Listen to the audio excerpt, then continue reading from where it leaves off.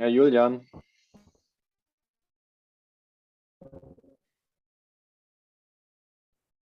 Hello, hello. Hello. Let's wait a few minutes. Hi. Hey. To see if other folks are joining. I will also record this via Grain. Grain recorder is joining, but we also have the Zoom recorder. Okay. Great. So I think it's necessary that people that are not you and me join. Otherwise, it's a bit pointless if we just agree that that the design that you made works. Yeah. Okay. Grain cannot join, which is also fine. Amazing. I guess the quickest meeting ever. No, I'm gonna stop my video because I'm on mobile data. We got a power outage here. Of course. Not a power outage, internet outage. Stop my video. I think then it should work.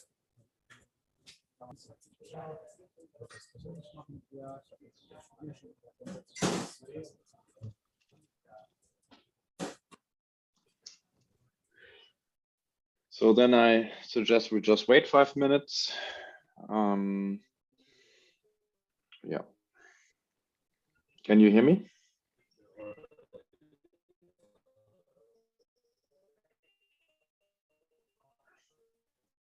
Okay. Yeah, I can.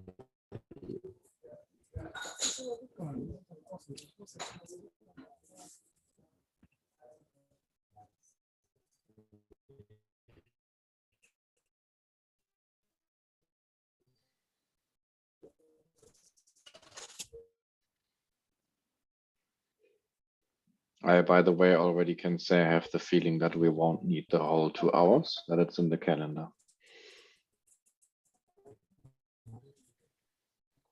But let's see.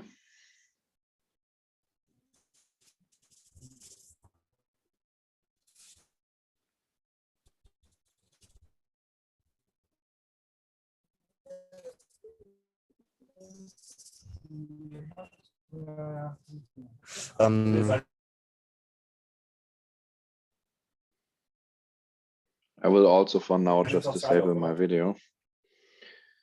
It's a bit noisy, by the way, in your background, Julian.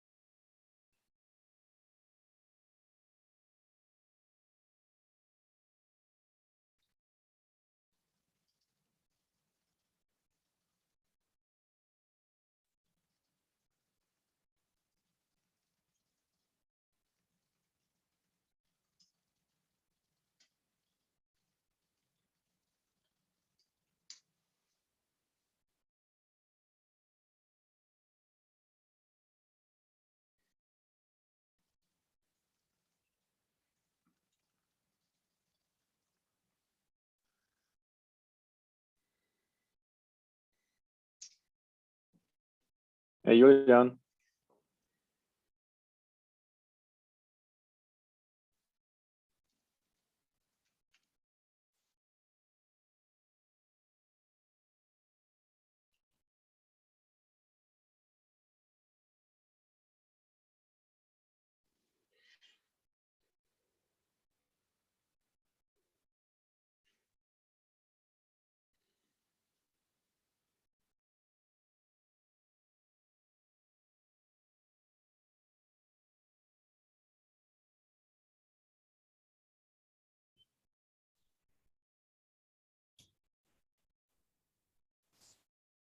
Julian, can you hear me?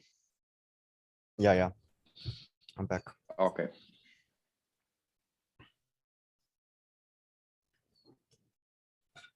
Good.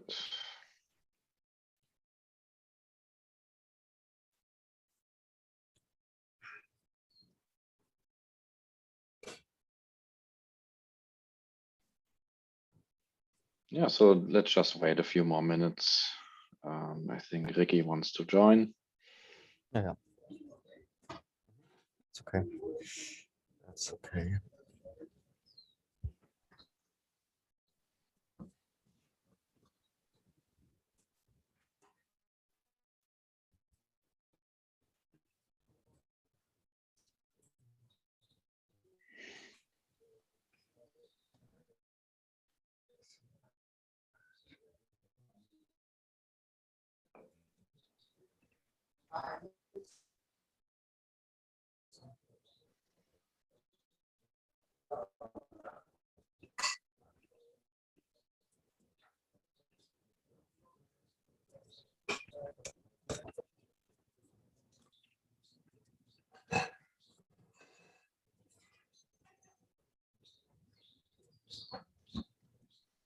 Ricky is here. Amazing. Hey, Ricky.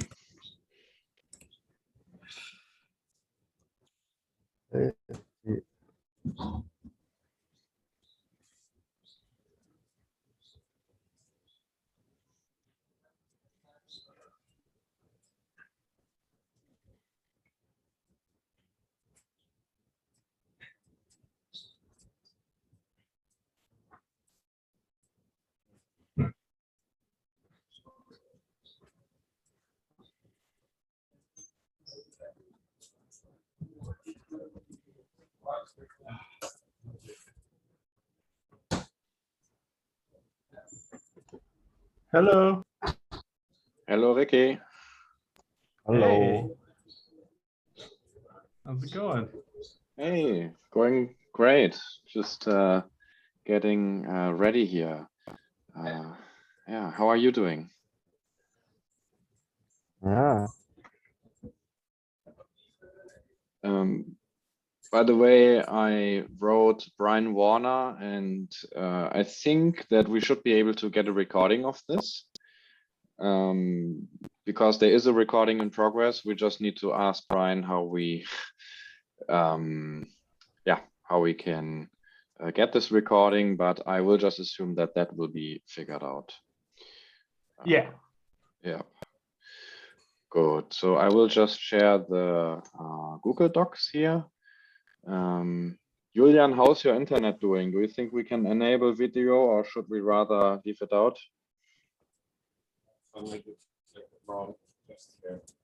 Let's try. Let's try. Okay. It's getting back, but we're also, it's fine. Okay. I think it's fine. Julian is right now not in the stable Berlin internet. Rural Costa Rica. Okay. Okay, so then I will just share my screen and we can go through the agenda together, first agree on it, and then just get started. Yeah, it's also here in the GitHub document, so I just added that here in the Google Doc. So this is what I propose to talk about today. We have the design that Julian created, and now we got a bit of feedback from the community, including Ricky, which is great. So let's review that and ratify that we can move forward, and then agree on the minimal scope that we want to start with, and then how we actually go about the implementation. And then last but not least, how we then communicate that plan to the community. Is there anything else anyone would like to talk about?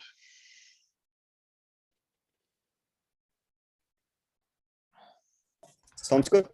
Looks good, yeah. Okay. Yeah, I mean, for the one thing, we'll just go over the GitHub projects for the toolkit. Yeah, perfect. Okay, so then let's get started with the design. Yeah, we had the discussion here in the GitHub discussion that we already had. So this was just in the same discussion that Orta posted.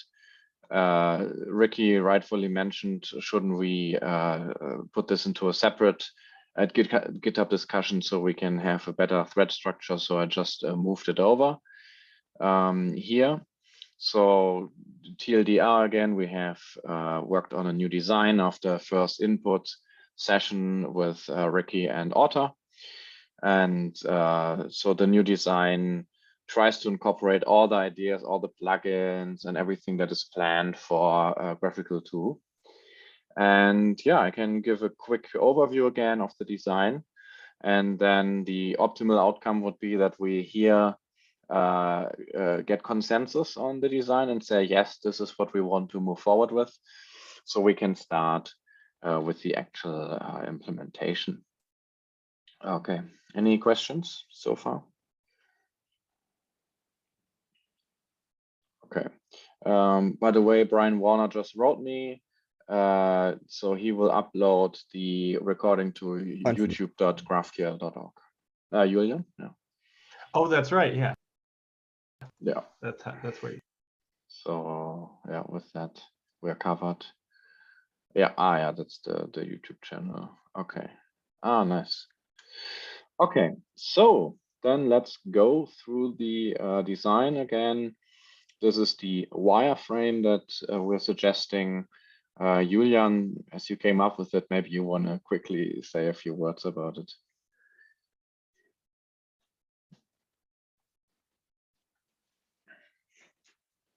Julian? I was muted. Yeah, definitely. So, you know, basic idea. Yeah. Can you hear me? Yes. Yeah. Just Okay. a bit of delay. Yeah, internet is a little flaky now, but let's see. Okay. Yeah.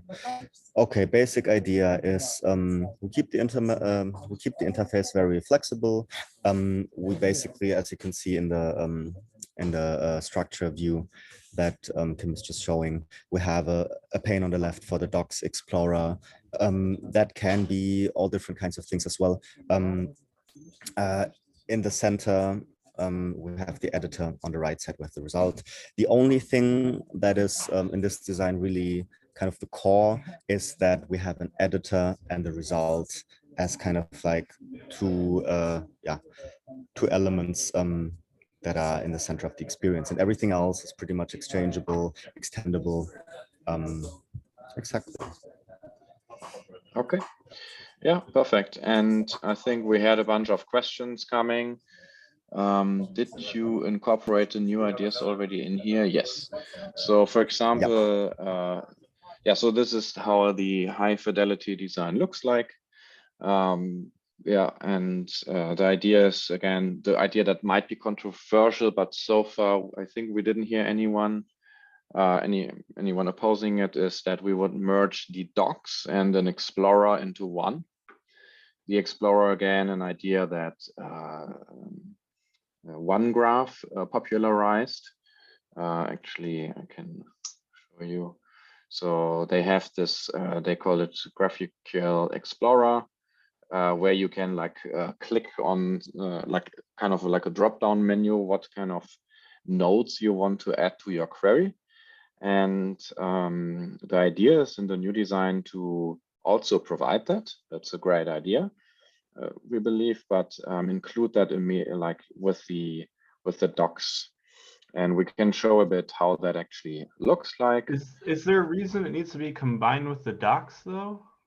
I think a lot of users were confused by that, especially in the feedback. Like, is there going to be a separate way of viewing the docs that's different than the Explorer?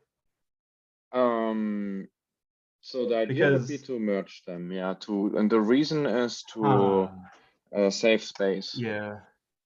The problem is users need deep links to every single type and system. Okay, we really are going to need like tabs for that sidebar, so that because users are going to want to be able to display their own custom components there as well very soon. So that's also in the roadmap for 2.0. If there's issues summarizing all of this and stuff, and have you looked? I mean, never mind. We'll talk about it later. Yeah. Okay. Yes, there's like GitHub projects that have a bunch of issues describing some of this stuff. So yeah, like in the roadmap. Did you have a chance to look into the presentation video that we did about the design where we explained this? Yeah. Yeah. Okay. I just because it's like based on what the needs that users have expressed and a lot of features requested. I think we'll need to like. I was confused for a second and I thought that wasn't the case, but yeah, I think we'll need to figure out a way to have those experiences separate. If you talk to folks at OneGraph and other users, they really want to show the graphical explorer in place of, like, so they could switch between the query editor and the graphical explorer, and with the configuration of being able to have the explorer by default, because there's a whole data entry or more less technical, you could say, user experience situation here, like analysts.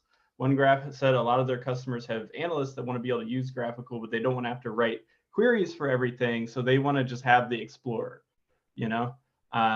Like, so, and there's other views where people have other modes of different query, like even like 3-dimensional tools to construct queries. And it should be just as easy as adding a custom component. So that was the kind of vision for 2.0. And that's how we're able to avoid plugins for now, is by being able to provide that level of flexibility.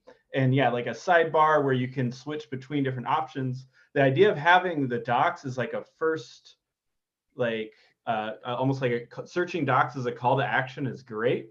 And I think, yeah, users will like that, but we'll need to be able to show the search results in potentially a different way, because if they click on something, will it add the field, or will it, because what we need is like users have requested the ability to have like routes that point to each individual type and things like that. So and can render like a whole field and its multi-paragraph documentation with images and whatnot, so because there's like people want to use this for API docs and stuff as well. So this makes a lot of sense for something that's primarily for day-to-day usage, I think, maybe. But even then, the Doc Explorer is kind of its own. It would just need to be different from that behavior. It could be the same pane that you switch between for editing, but really it seems like users have wanted it. I mean, it seems various. Like people want editing modes for the sidebar, and people want it for like the main pane. So we could have the default experience, use it as a sidebar, but like we won't be able to be too prescriptive with graphical anyways, because people use it as a component that they extend a lot of the time. The vast amount of the time, it seems like about 20 to 30%. So yeah, I think we'll just find people will want to have the idea of having these like, we'll want to be able to show these custom like tabs or like an icon menu where they can navigate between, like Apollo Studio, like where it just has the icon menu items at the top of the sidebar, something like that. So okay, yeah, so a bunch of points. Let me try to get to them. The first one, it's very important that we, for sure, after you mentioned, we need to have like a tab, like a switch.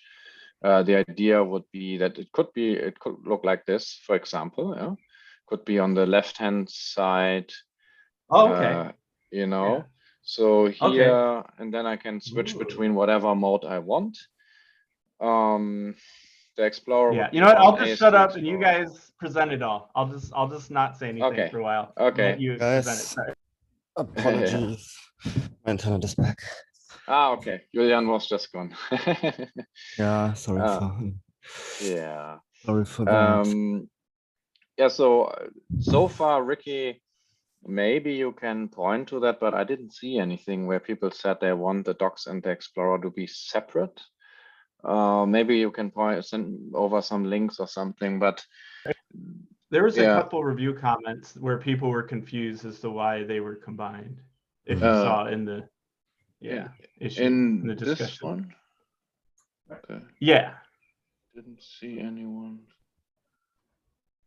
So this person mentions, for example, the selected only. That is something we can talk. I know he was just referring to the position of the selected only checkbox.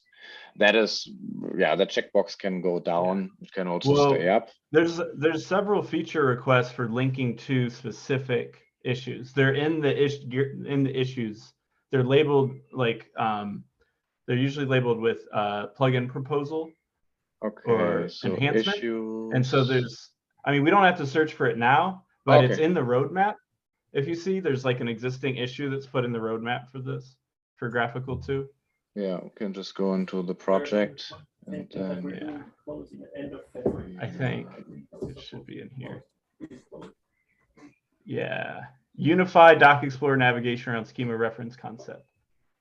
And there's also, okay. Mm-hmm. So this one goes way back, and there's a ton of duplicates for this. But this is the original one. I can find some. There's one where a user has like a whole multi-paragraph proposal, and it's a spec that other tools are already using that's in our issues as well.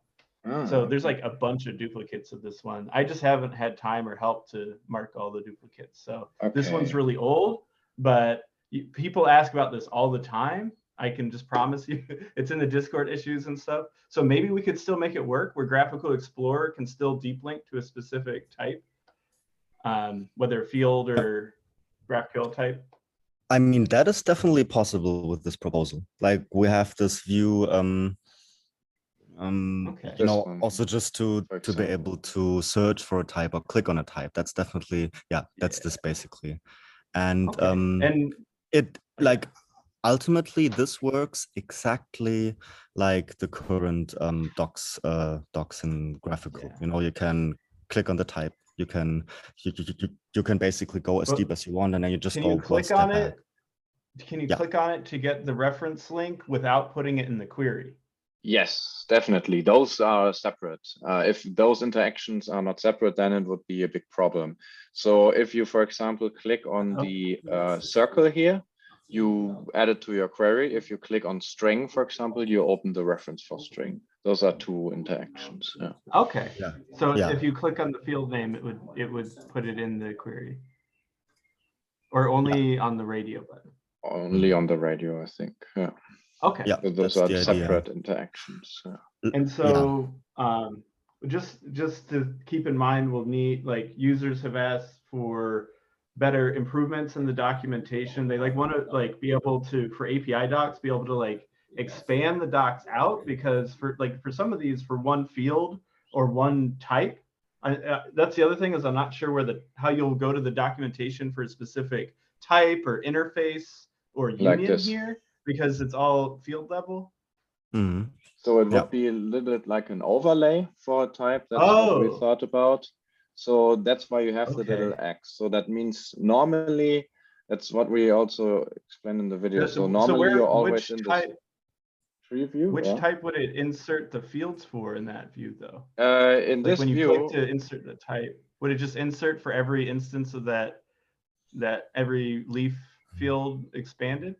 That is a good question. That's a good question. It might actually, you know what, it might actually not make sense to have those radio boxes or like those checkboxes. And also the type itself will have a description, so it'll need to push down as well.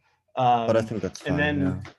And then also, so they also want to be able to because they're displaying markdown in these descriptions, and it's multiple paragraphs, and there's code examples and stuff like that. So all those things have to be taken into account. So I think that would be a good reason to have like a collapsing feature where you could expand or collapse the descriptions. And then when you collapse it, it would just inline the rest of the description in whatever space was left for a single line. Because there's also, at my company, we have you know, thousands of types and fields and stuff. So search result might take a while to get to where you need to be, you know. So no, sure.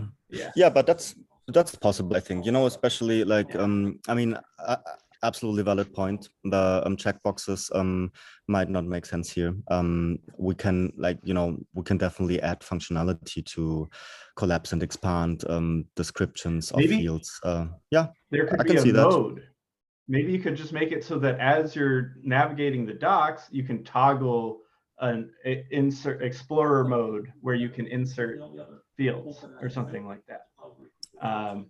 The other thing is another thing to keep in mind with this component is users are often requesting to render it standalone in their own editors or just as a standalone component that people are using. So that's a very common use case as well. So people are exporting it now to use throughout different places. So just having it render in a way where the automatic insertion of fields and the radio buttons maybe are optional, right? We're just at a component for just thinking about the React SDK, the graphical React SDK components, you know, because they'll be multi-purpose. So I'm just thinking these things out loud, and because these are eventually things we'll run into, you know. But yeah, this is going to be great, I think. You're talking about having the docs, like the whole docs part basically is standalone without the editor and the result stuff on the right? Yeah, people are using that component, or they're rendering it alongside other editors and viewers as well. Yeah. So it's very widely reused. Even Playground reuses some of the components from graphical. So just a minor few, but others use it a lot, and people are often asking, like, even though they obviously can, people are often open issues saying, hey, how do I use the Doc Explorer on its own? And you know, the component's already exported, so I just show them the name of the component. But yeah. No, that should be possible. Yeah, I think it should. Yeah. I think we could have it maybe even render and like have this. Remember, all the styles are themable, but we could still have it work in like a kind of responsive way, whereas you expand. I'm old school. I don't know if that's the term we use now, but like mobile responsive, you know, where it like expands out into like a wider view if you're in a larger version of it without more componentry or event listeners, ideally. But I guess you can do that easily now with React. But yeah, but I haven't done mobile responsive in a long time, but this is one case where it would be. Yeah. So okay, cool. Okay, I'm done now. Okay, so for the docs, I think it would be fair to say that having standalone full screen docs is a secondary goal, but for sure something to keep in mind. I think we would need to think about how could we fully utilize this full screen, maybe like a multi-column layout or something, right? Because right now this is designed in a way that it fits for one that's what column. I was suggesting. Like it would be a responsive layout with multiple columns. Like the docs differently. But I think like one thing that will satisfy a lot of needs just for graphical is people often request for this sidebar to expand out in a way where it, like maybe it would hide the results or something like that, or the query, depending on the configuration. Bit like this? Do you mean like this in Playground? Well, that's a different way. That's like I guess you could say a flyout maybe is the style there. But I mean, what we could do is even have it just kind of like push the results closed as soon as you expand it or something simpler. Because we don't need to do the full flyout. That is one of the most difficult parts of Playground to maintain. And users are constantly opening bug fixes for different things related to it. So I think it's much more practical to think about what if there was just a mode like where you could expand the sidebar to the point where it took up like half the width, and then queries and variables or the other width with results below, you know, or something like that. Just like a kind of a nice like rearrangement, so to speak, that handles that as a base case. Yeah. No, definitely that can definitely work. I mean, it's something. Oh, it's resizable. I didn't see that part. Okay. All right. Never mind. Yeah. exactly. And I mean, in the end, we also kind of need to think about smaller screens, for example, where I don't have enough space to fit 3 columns comfortably. Especially in those cases, I think what you're saying makes a lot of sense, because I don't need to see the results when I interact with the docs necessarily, right? Yeah, I would think like maybe think about tablet, it maybe, but really just smaller desktop screens that developers would use, or laptop screens, and that's it. I mean, you don't have to worry about any of the, and we don't have to worry about Internet Explorer or Safari. Like it's kind of like up to like it's a developer tool, so we have that advantage that developers are users. Yeah. How much, like, do you think mobile is any use case here? Because that would be the only one where we would really need to think about the layout, or like, you know, do things differently. But I kind of kept this out for now because I thought people probably won't use the editor on mobile. But I wouldn't worry about it. That's a very tertiary case. I mean, it'd be cool if it works. Like, in Monaco actually not only works okay on mobile, but even works okay with mobile screen reader browsers. But I don't think we really need to worry about that too much. I think there's a whole different, if you like, there was a previous meeting where we were talking about like a simpler graphical SDK React components that would be more for simpler cases. And that would be something where like on a doc site, you would want it to work, but we're not expecting people to embed this in their doc site. It's maybe their doc explorer that they want to customize with their branding and their own version of the layout and whatnot, you know, their own custom like panes if needed for their, you know, Hashira has asked for that and others, but then being able to like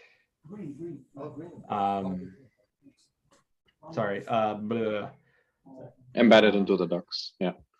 Yeah, that would be a separate kind of probably separate componentry in general. So this is one example. I can also give again a quick overview of the proposal. So yeah, we have the direct behavior here, and then let's directly jump into the how it could look like if you have a blog post or docs. So it would just be this minimal approach here. Okay. You wouldn't want all the fancy like sidebar. People could still do their plugins if they wanted to, right? And here, these icons are just the built-in ones. Here's the prettier one and the history, but people could add 10 icons that all have different plugins backed by their own. Yeah. Okay. Yeah. That would be great. Yeah, and that would be great. Just from a development standpoint for whoever's listening in the future, this would probably be able to just be separate components, maybe the same underlying editor component, but it would probably be just to keep things simple. Yeah, this should be without all the stuff around. Yes, agreed. Yeah, and then also dark mode. Little thing here. Nice. Yeah. So then with the tooltips, by the way, I think Otto mentioned that with the Monaco SDK, we might not be able to do this. So we have to look into There's so here I would that it does that. Oh, so go ahead. Sorry.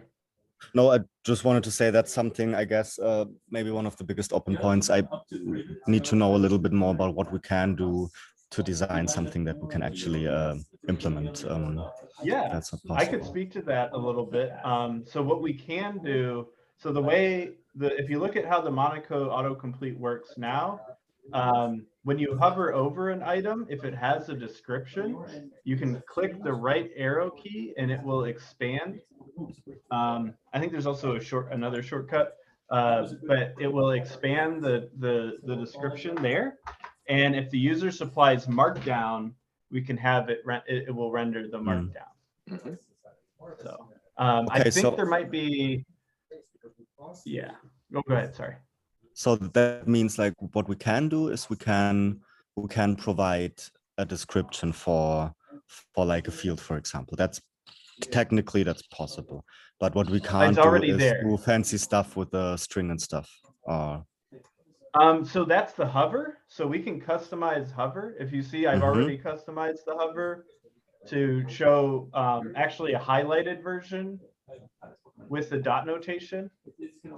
So there's actually a little bit more to how the hover works now than what's here. Is that something that I can see somewhere? Yeah, the Monaco demo. Yeah. Okay. All right. Got it. Great. So if you go here, I'll just put it there in the chat. Okay, great. Yeah. So that would be a great starting point just for seeing, what you can do there. So if you hover over something after the schema response, there it is. As you see, we have it highlighted with that there. There's only so much we can customize. So we can't customize the HTML at all, just to make that clear. The most that we can do is with Markdown. So that effect I did there, that's Markdown that I add in the LSP and get autocomplete sections in GraphQL language service interface. So it just renders in a special modality where it can show that. I could also even print the whole highlighted type there, so we wouldn't, like, as a shortcut until we have definition lookup. So I could even print the whole GraphQL type there. I found with the GitHub example, it wasn't great because it also prints all the comments, so it's really hard to read and not very useful. But we can customize the hover output. Yeah. Are we able to? And we're able to, like, we're not able to customize the HTML structure, all right? But we are able to. No, not at all. Yeah, but we are able to do everything in the realm of CSS with the markup that we have. We're able to use Markdown, so we can use some inline HTML even. Okay, but what we have here, we can style with CSS. So what I'm explaining right here is this hover is I rendered it using Markdown. So that coloration is they're all wrapped in span tags, like or actually, I'm sorry, that's wrapped in a GraphQL like // like Markdown / when you have a code snippet. So all I did was I just wrapped this, like I have a function that prints the type name and the type values. So if you it's based on what we use in the LSP server, and then it prints the description they have, but beneath it, and I just add a new line. So it's basic, whatever Markdown supports. So even simple header elements or like what you had might work. So like, let's do an autocomplete, and I'll show you how the descriptions render now. Yeah. So just start typing. I think my question is, my question is, are we able to style it, and to what extent can we style it? Do we have the full range of CSS style options, or are we limited to some? Okay, got it. I think we can. Cool. So we can actually add classes if we want and things like that. We could we could use classes. We can't use JSS or CSS and JS or anything like that. So that's a consideration for our theme framework. I'd actually like our theme framework to use CSS variables instead, because it would be a lot simpler to configure for, like, probably one of our, it's amazing what people do with it, but a lot of people just consume the CDN bundle directly in an HTML file and then customize it there, sometimes to hundreds and hundreds of lines. But they would appreciate being able to override like something like that, which is a CSS variable. Yeah, just sorry, technical notes. I don't know if they're welcome or necessary. But if you wanted to, let's do an autocomplete under Stargazer count for fields. Oh, yeah.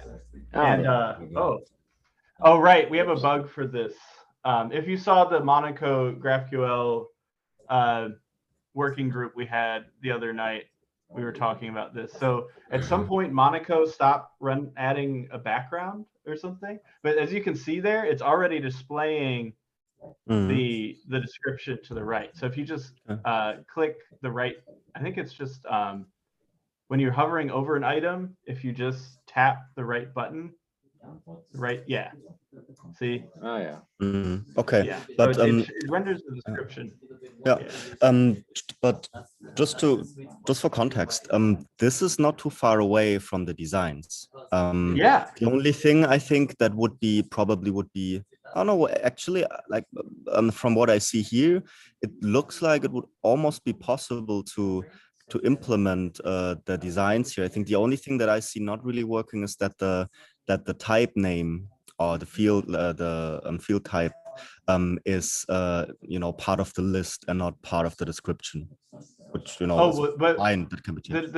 it shows as a header above the description though. Ah, Did you okay. see that earlier? Yeah. This isn't a good leaf to expand a node. Yeah, there you go. Okay. There you go. So now if you tap down or tap the right arrow button, it should expand the description. Okay. What happened? Can you do I it? just did a you need to do a tab. Okay. Let's see. I'm doing a tab or a arrow right, but that. There it is. You see the little right arrow? It's only when there's a description for it. So database ID. Any pinnable items? Because not everyone has a description, or maybe I think it's the top any pinnable one. item. I think the top one does work. Yeah. I see. The right arrow. Yeah. Okay. So it shows the header. Yeah. So I can't override that header. I just can provide that description, but we could add more metadata in the description if we wanted at the bottom where it links to that item in the documentation. That's what users request all the time, is they want to be able to, when they hover something, that already is how it works. You might be familiar with it in GraphQL, where when you hover over something, it links, like when you click it, it links to the documentation for that field. Yeah. So that's something we'll need. But then what we also need users request is for the autocomplete description to link to the field in the docs too. So so structure-wise, I think this is actually pretty close to what we have in the designs. If we can style everything, then I don't see a lot of problems. The only difference is, and that's the question for you now, is like the intended behavior here is that whatever you have hovered or selected on the left side in the list also shows up in the description on the right side right away. Is that something that we can influence? Like, so that you don't have to have an arrow that you click and then the description opens, but that it's there right away if you just hover the item in the list on the left side.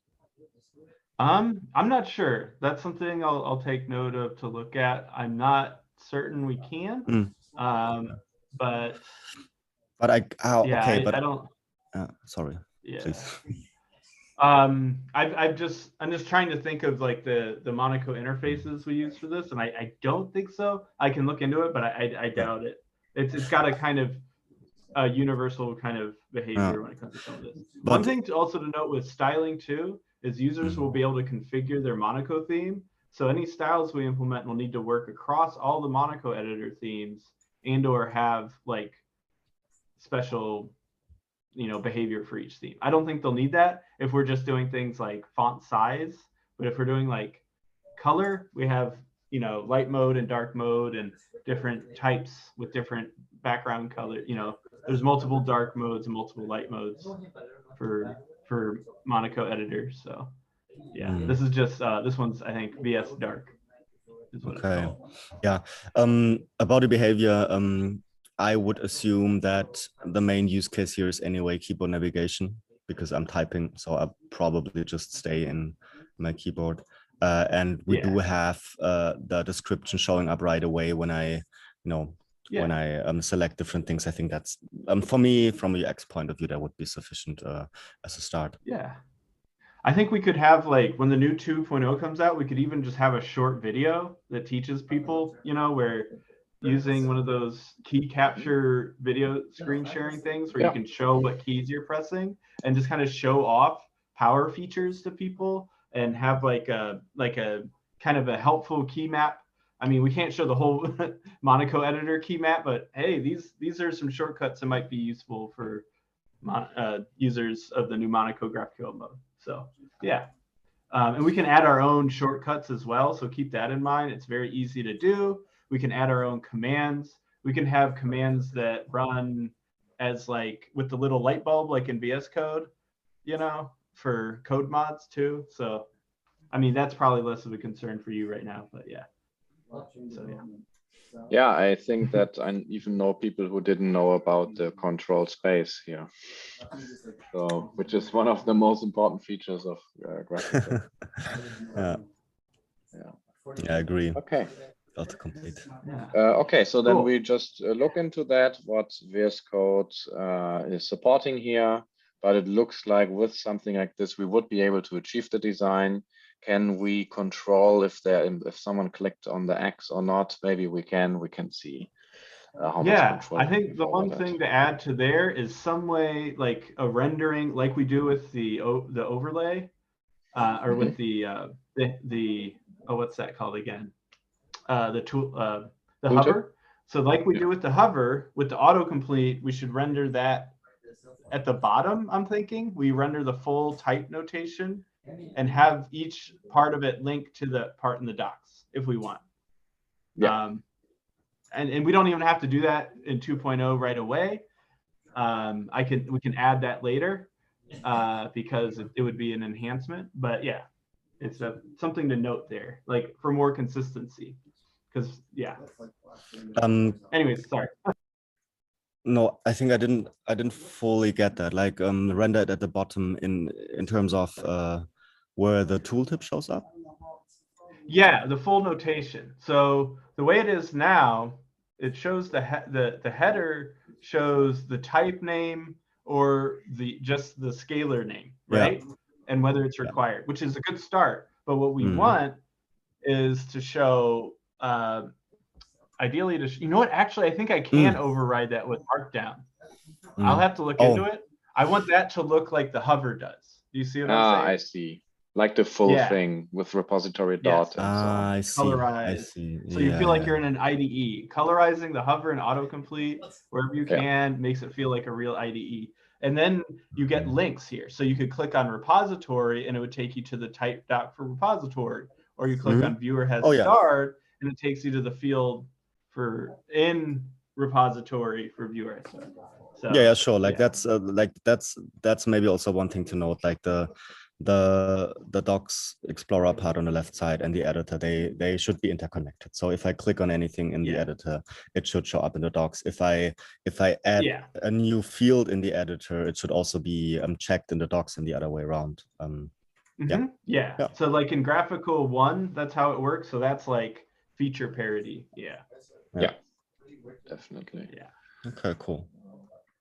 Yeah, nice. So yeah, then we just see what we can make happen there. But it seems that we have quite a bit of options, at least with the styling. Structure-wise, as Ricky said, we have options with configuring the markdown, but that's pretty much it. The rest is UI that comes from Monaco, right? Okay, cool. Should we quickly go over the feature requests in the through the feedback that that we got in the thread? Yes. Okay. Do that. Let me see. This is the roadmap.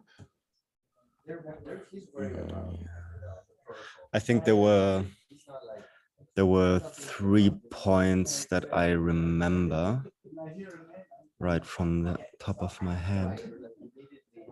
I think, Ricky, your points, we addressed them now, that you can switch between AST Explorer and so on. This is about the editor, right? This is about the editor interface, not about the docs interface. Yeah, that's a little different. So that would be, for the query operations editor, being able to toggle between ideally like kind of infinite user provided tabs, you know, like you have the query editor, AST. I think you already have a thing for this. Yes, which you would have yes. You could have it here, definitely. Yeah, they can just like have 10 plugins. So the way that this works right now is that those plugins or like those tools they just do something or they open something else. You know, there's history that opens the history, where you see all your previous query. You get the prettify. It doesn't really change the mode of the editor. That could be done technically. You know, we could do that. It might not be, the sidebar might not be the best tool for that. I think if we would want to have different states here, it might make sense to do something similar than we do with editor tool 1, 2, and 3 down here. You know, have a bit of a tab One bar. thing, yeah. So people ask, for example, to do like schema editors and things like that, where you might still want the query. So I think that would be a case where we do need to be able to have different views of this, like of the sidebar. But I think it's a great start to combine the docs and search. But I think maybe it could even be optional, where by default it doesn't show. But then if you provide custom sidebar components, then it starts showing icons. Yeah. Or something. I mean, you know, I think, or it could just be a drop down. Yeah. So I mean, about the docs, I did a design for that actually, because I understood your comment in a way that you're talking about the docs. I think it's under, but there were our two names, all right? Yeah. So okay, something like that. So that's basically, yes. you know, that would be the visual editor here on the right side. You could see, all right, you know, this part. Although like one comment about that, I like while doing that, I was kind of figuring out what exactly the use case is, and in the end, those two things are pretty similar. So this particular use case doesn't make a lot of sense, but that could be done. I can list a few use cases. Yeah. So we have like network settings, we have user settings, theme selection, settings, editor settings.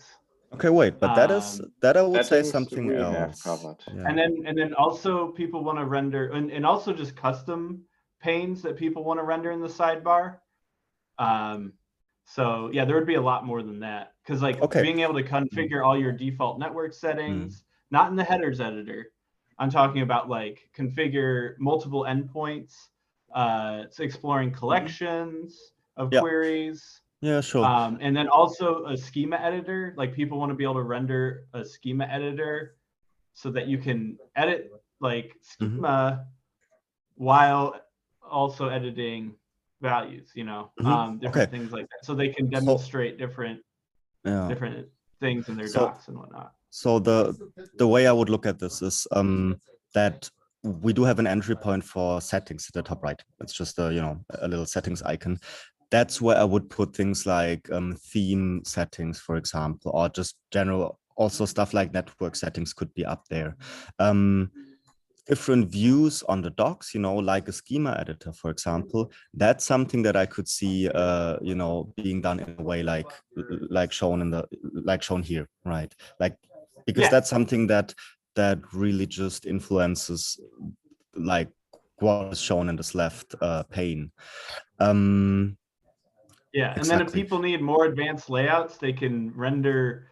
That's the other thing, is there will be a lot of cases where people will be still rendering components around this because but usually people want to be able to override almost any, like they'll say, I want to override this sidebar, I want to override this editor, I want to override the results view, I want to override this, or they want to have multiple modes, and like there's only so much of that we can support, but we can still cover a good amount in a way that it's flexible enough. No, sure. But then I mean, it could still be consistent enough that you know where to find. It's like, oh, well, this is Hashiro's editor, so their schema editor, if I want it, it's going to be somewhere over here. You know, it'll be this button, you know, or whatever. Yeah. Yeah, you know, like, and just to come back to your comment, what you were saying about like the editor itself having maybe 2 or 3 modes, that is something that definitely could be done by using the same approach as we have it with the variables and headers down there, just using the same kind of tab bar approach above where you start writing the query, you know, like basically on a line, exactly on a line Yeah, with that's a the possibility. play icon, you know, and then it just all moves a little bit down. I would leave this out in the first minimal version because I think it's optional, you know, like people might want to have that and they should definitely have the possibility, but yeah, we I can guess introduce it in later minor versions and whatnot. And it's no big deal. I mean, I would say we benefit from the initial version being quite simple, you know, but then also just make it clear that it's extensible, that you can do all those things. Yeah. And I think that's definitely. Speaking of, when it comes to version parity, you have Query History Explorer too? Yeah. Yes. Okay. So how would they navigate between Doc Explorer and the query history? It's not the same thing. Like the query history is something like, so the way that we thought about this here is that the query history doesn't have anything to do with the docs really. It has to do with the query editor. And that way it's part of the editor tools down here. We have this history icon. Users want this to evolve into like a collection editor, collection management type thing. So we'll get to that. So I think that's another case where that toggle will be important for the collection manager. Yeah, that you on the side see like an overview of your queries, right? Yeah. So that drop down. Yeah, we'll expand more into that further in 2.0. But these are things that that users have been asking for years. So I mean, it's not like these aren't like super edge cases. These are very established features that are definitely on the roadmap. So yeah. Okay. Yeah. Like I mean, you know, yeah. It's possible. I think we have a lot of tools here to customize and extend. Yeah. Okay. Cool. Okay. Okay. Second one. Just quickly opening the agenda. So yeah. We should take more notes, by the way. Okay, so that means for the design, what else do we want to do before we can say this is ready? Or do we already say, are we already in the state that we say it's ready to be implemented in the first version? So maybe I think maybe just one point to quickly talk about, like we had this comment about the selected only switch. I agree it's not the most amazing position up there, so I made a variation where it's just down here, which I think makes more sense, which also kind of like makes it easier to put responsive if you go to the version where we have the little drop down here, alternative select only. No, on the right. Yeah, there you put it to the bottom. I would I put it to the bottom. Remember that, like, responsive is way less priority than like the custom sidebar dropdown. Just thinking of it that way. Mobile is like lowest tertiary. Yeah, but that's good to think about. It's not just about mobile, it's also just about smaller screens, you know, where you might want to have more screen real estate, and I think this makes it more flexible, I would say. And it also kind of groups things a little bit better. So that would be my proposal, that I would, if you guys all agree, then I would just change that in all the other designs that we see in this file as well. I think this makes sense from my side. We can try that. Or what do you say, Ricky? Putting selected only to the bottom. The other thing I need to mention about tabs is that's going to be, we're about to introduce that here soon. We have a PR to add tabs. So that's going to be like a baseline feature parity thing. To add tabs for the editor, you mean? Yeah. So we already, for GraphQL already has a PR to add tabs. Yeah. So we're just something going that we start have adding all these. That's something we have showed here. So okay. Yeah, it looks kind of similar. So about the tabs, Ricky, I'm curious to hear, because I think we talked about it last time that it was a bit controversial. Should tabs be in there or not? So do we say that tabs should now be part of the minimal GraphQL? I mean, I think they're going to be implemented before the redesign. Just the amount of user support behind it and excitement just shows how important it is. And it's Laureen from who I think is with the guild now, who's implementing it. So it's very well done. I'm about to, yeah, we have deploy previews now, so we're going to be able to show it off to people and get feedback. So, yeah. Okay, so we say tabs help. will be part of the default graphical. Yes, definitely. Yeah. Good. So then we can also implement them upfront directly in graphical too. Yeah. This is the proposal. And I gotta say, I love these designs, and I really appreciate all you're doing. I'm sorry I had a lot of really tough questions. I've just been hearing feature requests for years, so it's like. No, don't worry, don't worry. That's great. You know, in the end, we want something that is working in the real world, and I think that definitely needs the hard questions to be asked. So yeah. Yeah, I appreciate it. For sure. I think we've got like pretty much all the most important things that we need to factor into. Like this is very comprehensive, I must say. So this is a great starting point, and yeah, I really appreciate it. Cool. Thank you. Yeah. I think this is enough to go forward on. Is if the community isn't having any. I'll put it up on. I'll repost this video and the Twitter link to the discussion. If kind of try to solicit more feedback, maybe see if I can get a few other companies as well to promote it. Like, hey, feedback, and then. But I think, yeah, we could just say this is ready. This is ready. Someone can start implementing it and then taking in the review as they're implementing it in theory, Yeah. So, yeah. So. I think that's totally fair.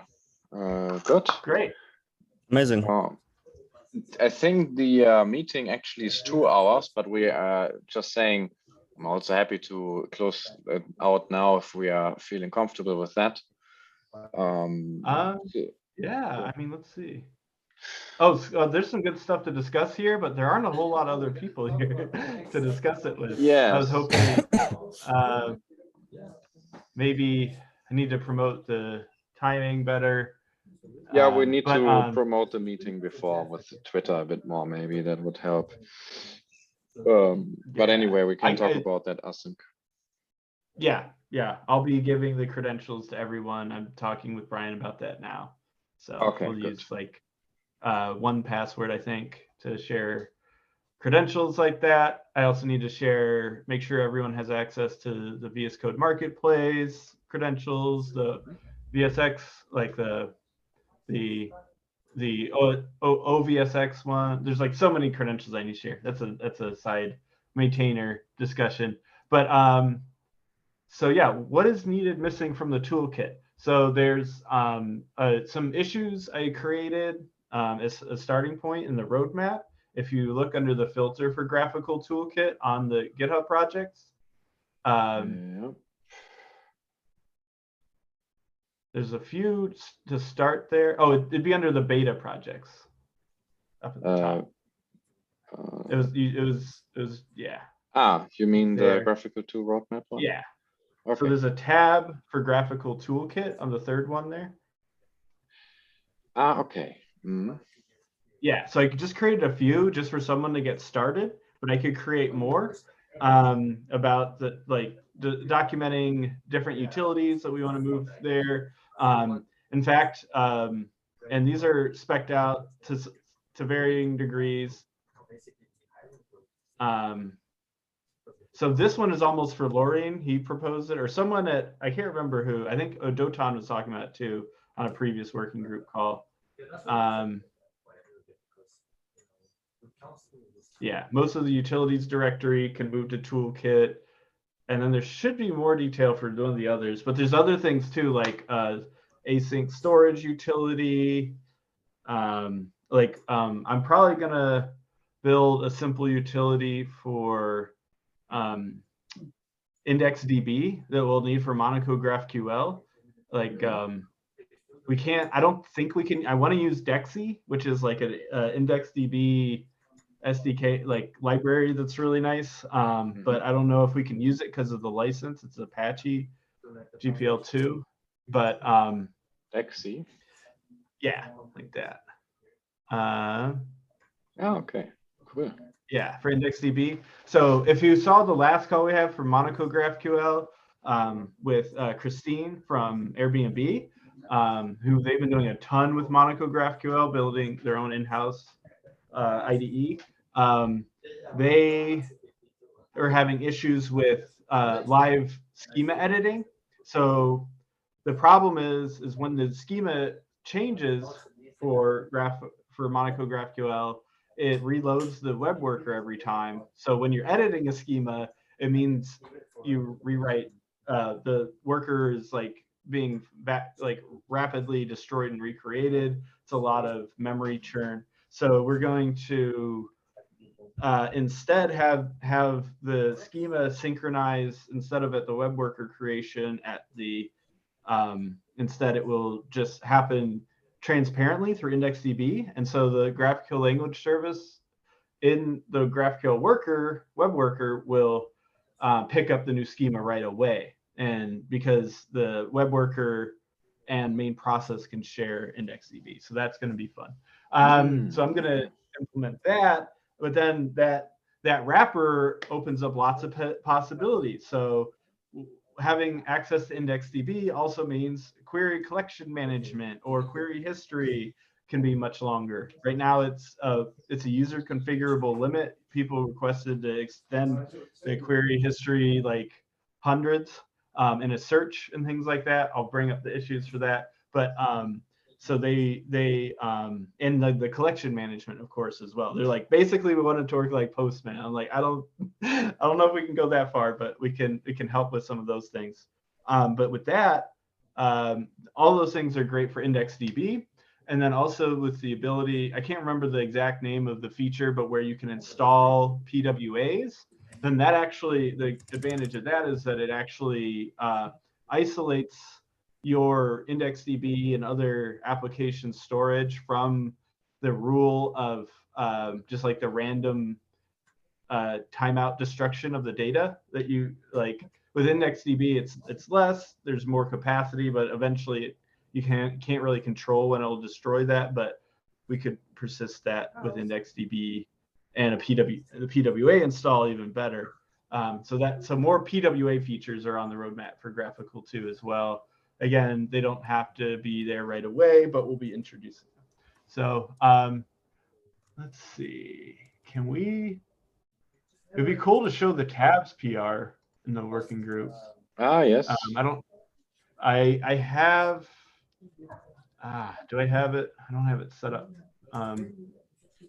Let's check it out. Let's see if I can, the new, the VS Code pull request, GitHub pull request extension is awesome. Okay, yarn start graphical. So the deploy previews for forked branches are working again as of today, but not with this PR because he hasn't made a new commit yet. But okay. I will share my screen in a few seconds here. Okay. It's running now, and we can at least just show this. All right, there it is. Okay. All right. I think, Julian, you can also leave now because we'll probably get more into technical territory. Okay. Tabs if you want to see it. Oh, yeah. Yeah, definitely want to see the tabs, but okay. I see. Nice, interesting. Yeah, so you know, basic, very similar to Playground. You know, extremely simple. And yeah, that's how I would have imagined that. Nice. Cool. Yeah. So there's the doc link I was talking about. Yeah, exactly. See? That's and see how it has a whole page just for the field, so we'll need that as well. Yeah, but that's something that we have I think that we even planned out in the design already. That can work. Nice, amazing. Cool. Amazing. Yeah. So cool stuff. Yeah. So that's why I'm like, you know, it looks great, and he's even doing the goofy Web 1.0 or 2.0 3D effect to keep it consistent. Amazing. Like I'd love to do like a gradual theme replacement with your design, where I guess it really a total redesign, like where when you install it, it looks totally different. is definitely a candidate for major version change. Yeah. So, but Yes. and we can do 3 and 4.0 as other major changes we don't have to bundle everything into a waterfall 2.0, but the redesign I'd like to do for 2.0, and I'd like to make it so that, yeah, it's obviously not like this, but there'll be different ways to toggle between themes, and cool. I think we can do the dark theme, the dark mode, as a separate theme, right? As like the example of how a user can implement a custom theme, essentially. So, yeah. Just out of curiosity, what's the timeline for 2.0 here? It really just depends on who steps up. I mean, the guild is really interested, and other company, Twitter is also interested. And just people, independent contributors are all very interested in helping. It's just a matter of really someone just needs to act as like a community manager to get everyone together and start assigning people work to do. I mean, it is, we had 5 people working on the same PR, and it actually went really well in 2020, in January, and we still have all of that with, where we converted most of the Doc Explorer components to hooks component. I mean, actually, most of the components to hooks components. The only ones that were class components still were the main Doc Explorer component and the main graphical component.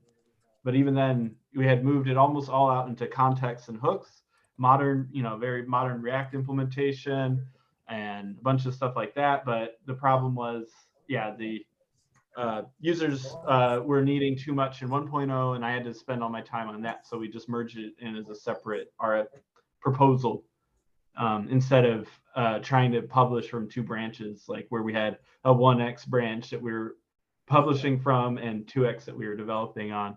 So, but yeah, it was very prolific, and I think we can get back to that. It was interrupted literally by the pandemic.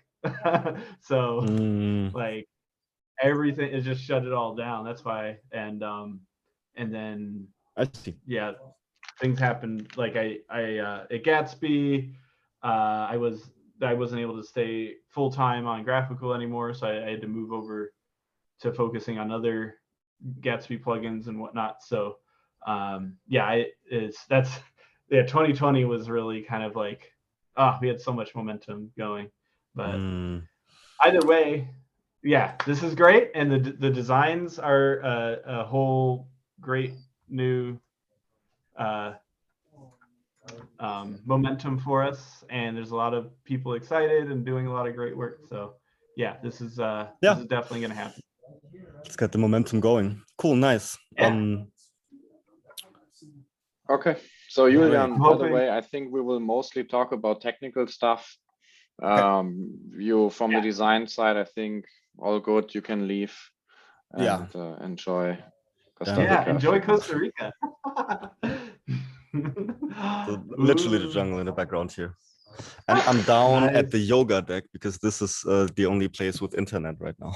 Oh, well, crazy. Yeah, thank you. Was nice. That was a nice chat, nice meeting, and talk to you soon, hopefully. Yep. Okay.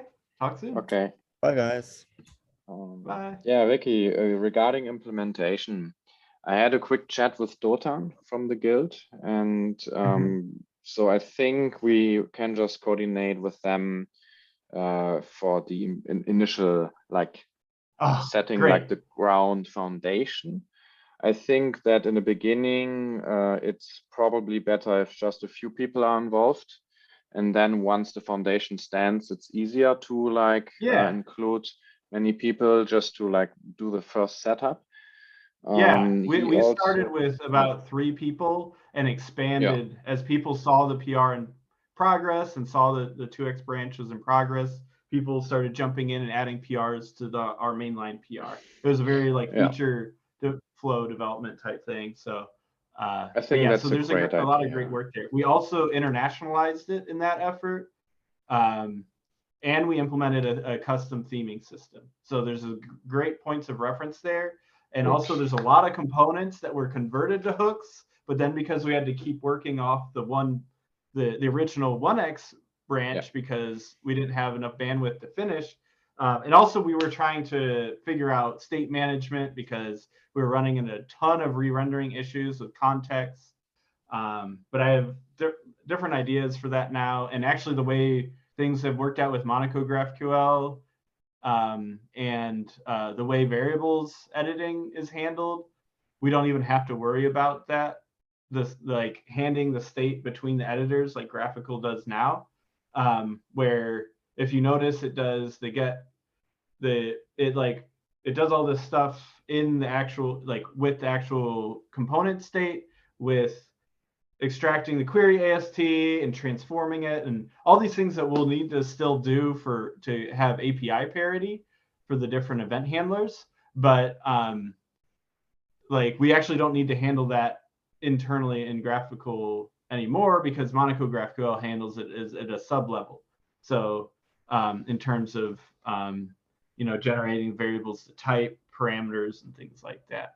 So either way, yeah, I think that's a good reference point, but just keep in mind there's like for example, new language features added to the Doc Explorer since the Doc Explorer was converted to hooks. So you can use the hooks as a reference point, but make sure you cross-check and say, oh, well, now we're rendering deprecated arguments. So deprecated arguments is something that was added recently to the GraphQL spec. So there's like logic now for that. But again, yeah, any competent React developer is going to have a lot of fun with this. So, and most are. I just probably better than I would be at it. So we have the authors of Urkel, for example, in the team, they should be fairly competent with GraphQL in the front end. And you all just have the freedom to as I'm going to go under surgery and be in the hospital and whatnot, just be sure to take initiative to review and merge each other's work as you see fit. You don't need my final say on anything. I'm excited people are taking over and they're doing a great job of it. And just let me know if you have questions and have fun. And it's not my baby. Remember, really, it's Lee's baby. So if you want anyone to give their opinion on things, if you need like the father of this project, the parent of this project, Lee's your person. So Lee's your dude. Okay. So have at it. I should Thank talk you to all. him. Yes. That'll be great. Ivan has feelings and opinions about it too, and I'm sure he's got a lot on his hands right now. Glad to hear he's okay. All right. Oh, and about that, I haven't had time to open the request with the technical steering committee to add a thing to our README about Ukraine yet. It would be great if someone did. We already, as per the rules that are dictated in the GraphQL working group for this, the existing message was removed at Lee's request. So and so any other messages can be proposed to the technical steering committee. So just putting that out there, just so it's on the record for the working group. I started drafting an email, but I didn't get a chance to finish. So okay, I can also ping Lee about it. I saw that PR. Good. One question: you had this session with the Monaco about the Monaco plugin. What is the best way to get informed about that or to join those sessions in the future? That was like kind of a one-off session. Is like a kind of breakout like committee, so to speak, from the GraphQL working group. We could set up a regular session for that, just for Monaco GraphQL users, but it's I think I accidentally put it in agendas instead of minutes folder. But it's just uniquely called like Monaco GraphQL working group or something. Just to know how to join such a session, because it's nice to be able to ask questions It was originally just going to be a one-on-one with me and Christina, but then I tried to advertise it and open it up last minute, how I do. So yeah, it'll be great when we have someone else managing the community. I'm more to be managed. I'll make a great contributor. So okay. right. Yeah, no, but that is great. I will coordinate with the guild as well regarding the implementation, because as they are now doing more graphical 1 work, that we just make sure that that is like in sync with the graphical 2 work. Dotan actually asked when I was writing with him if we want to even adopt the new design for graphical 1, but I think we agree here that we would rather keep it separate because it's quite significantly different, right? And a quite different look. So I think keeping that as a clean cut it makes sense. Yeah, and people have all kinds of goofy overrides and stuff that are very specific. And I want designers to feel like they don't have to keep class names intact. They can implement a whole different, like CSS and JS versus, CSS4 variables. That's an open question for people to decide on how they want to implement that in a custom theming system.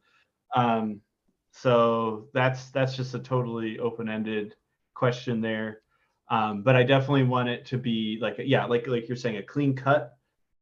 Yeah, we can use any approach we want, but it will be a different design in 2.0, and the era of like goofy CS overrides should be over. Like they should either feel like clean CSS overrides or clean CSS and JS overrides, like an object.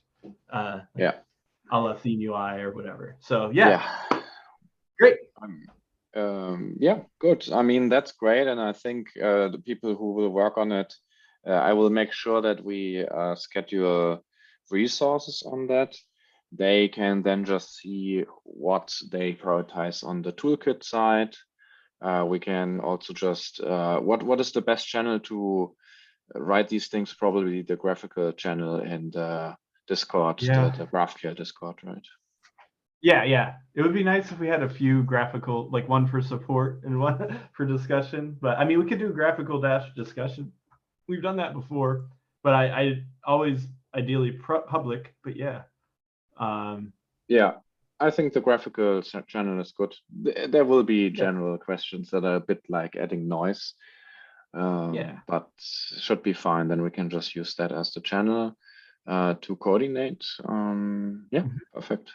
Yeah, I think this is a great example. The issue menu could lead people to Discord only for like development discussions. And then if they have like a support question, the issue menu would then lead them to the right place. And maybe more like, I think we say something in the README, like for support, go to the Discord channel. And I think we should instead say for support, go to discussions and see if there's like a discussion that does this or that solves this problem. The problem with that is there's like resolved bugs that are issues and not discussions. So like discussions are great for like support questions. Bugs are great for issues. So just a note for anyone who does an issue menu. Users will need one, especially because we're about to merge in VS Code GraphQL. So we have a PR for it, but there's legal hangups. But Orta actually has the idea of just rewriting the client in general anyways, just because we need it to do different things, and it could use a rewrite anyways, and it's only like 12 files of VS Code GraphQL client. But when we merge that in, it will impact like the user experience and the kind of waypoints we want to give users and bug reporters and contributors. So, but we'll take it all into account. It'll work. Okay. The discussions. Please. Another major change, just LSP wide. We're merging GraphQL language service interface, parser, utils, and types into one GraphQL language service package. All of those packages will be retired. They will be deprecated using the npm deprecate command, and everyone can just use GraphQL language service. And the interfaces are going to change to the parameters will change just to make it easier to make the methods more customizable. and extend the capability, add more options and whatnot. So the ordered arguments pattern is like not scaling well as the customization needs scale. Ordered arguments really suck for that, because you're like this, null, null, null, null, null, and then this important thing I need, and but yeah, so those are some major. There's going to be quite some big nice changes to the underlying language service. It'll make things nice and easy and simple though. Yep. Are those changes written down somewhere, or where are they communicated somewhere? They're in a PR that we're about to merge. Okay. And they're also in the roadmap. They're also on the LSP roadmap. Okay, good. Just to know where to look this up. Okay. Yeah. Orta has been like co-maintaining with me quite a bit on this. So like if people are interested in the LSP, they can post in the GraphQL-LSP channel. This is whether language service or language server, LSP in general. So language service is universal. It's used in web and the language server, and language server is a little bit more specific.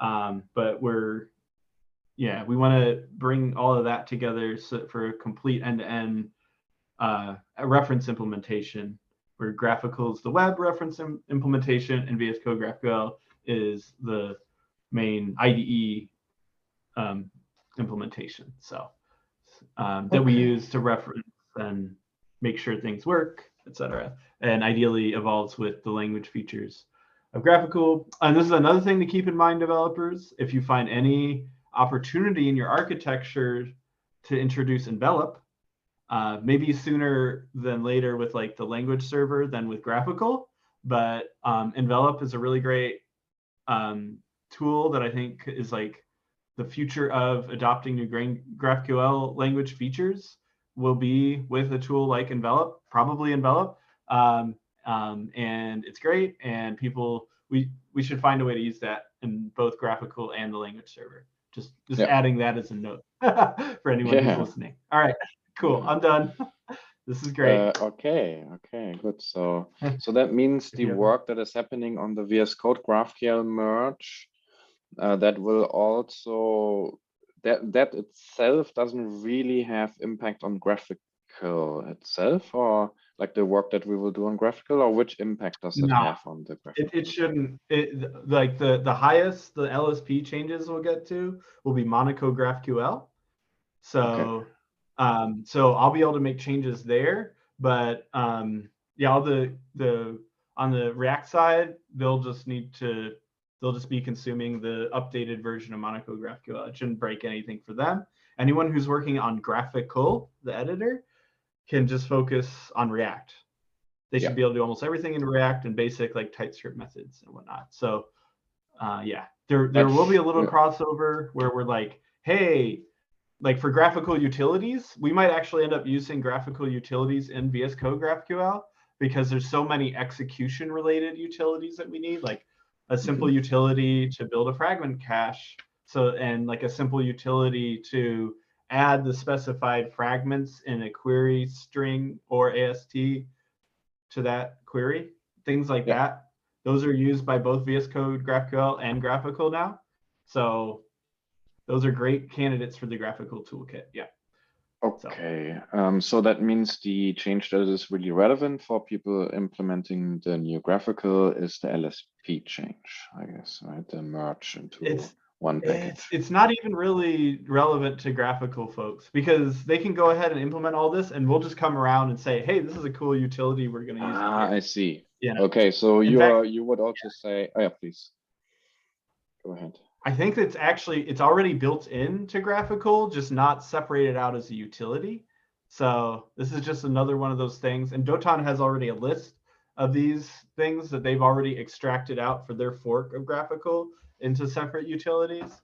So I think like anyone who wants to work on GraphQL toolkit will want to talk to Dotan and folks at the guild who have they already have like a vision for how they plan on kind of de-monolithing GraphQL, because that's definitely an architectural vision, is reducing complexity, a more modern React implementation, also just reducing the cognitive overhead, you know, because right now if people want to open a feature request for graphical and they like have to open this like 2,400 line component and mess around with the state. And I guess that's not an uncommon pattern, but the more we can reduce the complexity and like business logic built deeply within this complex file, the better. But it's also kind of a common pattern with React libraries that are, you know, shared, you know, reused components. They end up with this kind of pattern. So, but I think we got with the graphical 2RC, we got it down to about I think 900 lines, the graphical.tsx component. So yeah, okay. But again, you know, focus on what's practical, you know, that's just like a dream, you know? Yeah. So yeah, cool. All right, well, have at it. Yes, I think it's pretty much it from my side. I think this is super actionable now. Thanks for providing all the context here. And then, yeah, I will just coordinate with Dotan and the guild here as next steps. And then once I can also, by the way, create a bit more like a write-up or a plan or for the graphical path at least that you could review or something. Yeah, there's a roadmap issue. Okay. That I originally had, and then I deleted all of it and pointed to the project. Okay. But you could add more to that roadmap. Like you could see what I had written up for that too, even because there was a lot in that roadmap issue before when I decided to switch over. So the history for that issue actually might have some useful. Yeah. A lot of I think it's good to have like a written plan in addition, because the roadmap, the project itself. Yeah. Dotan got me excited about the new GraphQL projects, and I think or the new GitHub projects, and I was just like, I don't need this, and I just like deleted it and replaced it with a link. And which is also good. Like this is already really structured. Hopefully more though. But yeah, like a summary, like a starting point for the roadmap, I think, yeah, like you're saying, would be great. Just the overall vision, what we want to do. Letting people know you only need to care about these 3 workspaces: the graphical React, and graphical toolkit. That's all you need to worry about. If you have an idea to create a new separate package for whatever reason that's graphical related, that's it, but it's all React. You don't have to worry about all these other scary projects that might look, or not scary, but just like overwhelming for some people. So yeah, just important to know that it's definitely scared away potential graphical contributors before, where they're like, I'm sorry, I can't help you with this parser. And I'm like, you don't need to, don't leave. But yeah. Yeah. So cool. Great. Okay. Yeah, that's it from my side. And thanks a lot, Ricky. International Women's Day. Yeah. Happy International Women's Day. And great. So then this recording goes, I will chat with Brian that we can add it to the agenda, and then we will kick this off. I'm excited. Yeah. Awesome. Sounds great. Thanks for jumping in. Yes. A lot. We are excited to move this forward. Reviving the playground, but in graphical, in a nice way. Yeah. It's totally possible. I've also told the playground users, just as a side note, that they're free to revive this project if they want, and Dotan's linked up on that too. So, or like to revive playground in its current state and co-develop still. So that's still an option. I don't want to be making any calls for the community on that. So. Okay. But also I like where this is going to. So in the graphical community, graphical users will like it. There's just going to be these camps, I feel like, until eventually, I don't know, we'll see. So I think once there's a more modern graphical interface, playground users are going to be less like focused on playground. Once there's parity and this nice new interface that's designed by Julian, we'll have a different, Some of it is just people use Playground just because it has a dark mode. So yeah, to be fair, if we add this feature parity of GraphQL 1, I think there is no need for the Playground anymore, right? Because there's nothing else the Playground then would have in addition. It's literally already has 100% feature parity. Tabs. Most people, yeah. Most people that want to use Playground over GraphQL, it's just for things that we're going to fix anyway. So yeah, I think we'll see what happens. Again, I'm not about to dive in on Playground or nor encouraging anyone to until we get to this round. It's just like kind of wait and see. I think you'll like what's coming up. But yeah, cool. Yeah, great. Okay, good. Thanks, Ricky, and then have a good evening. Thank you. You too. All right. Bye. See ya.